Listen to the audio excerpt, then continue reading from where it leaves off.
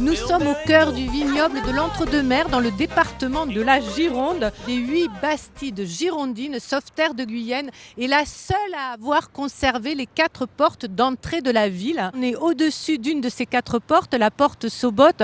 On est à combien de mètres de hauteur? 17 mètres. Qu'est-ce qui fait de Sauveterre de Guyenne une bastide? Dans l'est de la France, une bastide, c'est un corps de ferme isolé. Ici, dans le sud-ouest de la France, en Entre-deux-Mers, dans l'arrière-pays bordelais, eh bien, c'est une ville à part entière, donc une ville avec des éléments constitutifs. On va avoir notamment un plan en damier, on va avoir une église, on va avoir un hôtel de ville, on va avoir une petite halle, des portes, des remparts, etc. etc. Sauveterre de Guyenne, c'est une ville bastide qui a été fondée en 1281 par le roi Édouard Ier, roi d'Angleterre. Je rappelle qu'ici, à la période médiévale, eh bien, nous étions dans l'Aquitaine anglo-gasconne. Bueno, sí.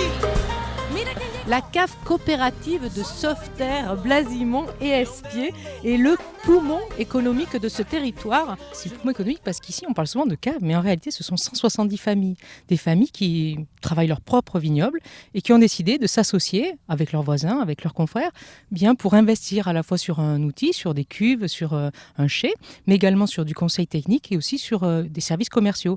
Ce qui fait que l'on ait 5 hectares, 10 hectares, 100 hectares, à la limite peu importe, on peut retrouver son vin en grande distribution ou bien aux 4 coins du monde, en Chine, aux États-Unis. Et c'est ça qui est la magie.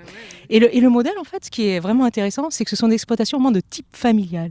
C'est-à-dire que là, en face de vous, ce sont des paysans, en fait, au sens noble du terme, qui vont vraiment façonner ce paysage vallonné, une mosaïque de prés, de bosquets, vous les voyez autour de vous, de prairies, de parcelles de vignes qui font vraiment la richesse de l'Entre-deux-Mers. Entre les parcelles et les chais, on voit des viticulteurs qui amènent les raisins qui sont gorgés de soleil dans les cuves. Puis dans quelques semaines, ce seront des vins de Bordeaux, des rouges, des blancs, des rosés. Je vous ai montré une machine qui s'appelle le Gulfstream. Alors c'est un joli nom, Gulfstream, vous savez, c'est un courant d'air chaud. Et en réalité, c'est un outil qui nous permet de chauffer un petit peu les raisins. Alors ça dégage des parfums incroyables, un peu confiturés de raisins cuits. C'est absolument génial à sentir et de se balader dans les chais en ce moment.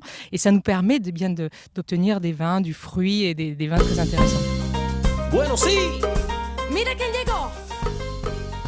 Nous avons quitté Sauveterre de Guyenne et nous voici 5 km un peu plus à l'ouest, au castrum de Pommier, très précisément à Saint-Félix de Foncode. C'est quoi un castrum?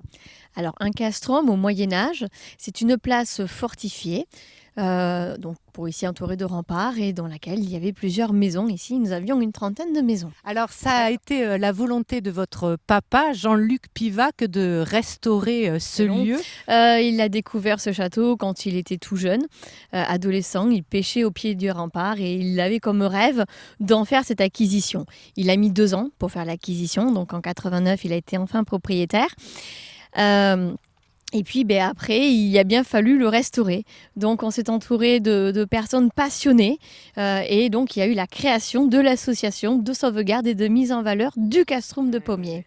Tous les chemins, c'est terminé. On se retrouve ailleurs, quelque part sur d'autres chemins, mais toujours en Nouvelle-Aquitaine. Ciao, ciao!